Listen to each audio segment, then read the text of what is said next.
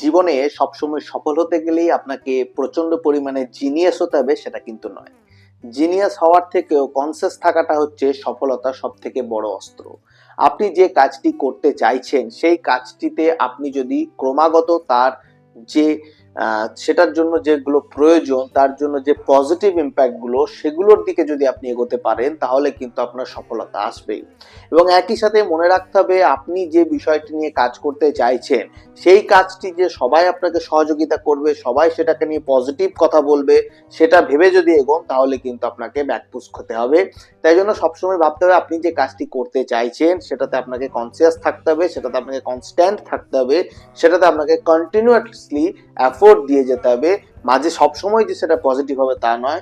তাই জন্য জিনিয়াসের থেকে কনসিস্টেন্সি যদি বজায় রাখতে পারেন তাহলে দেখবেন আপনার সফলতা দ্রুত গতিতে আসবে এবং ঠিক একটা সময় আপনাকে সেই সফলতা ছুঁয়ে যাবে।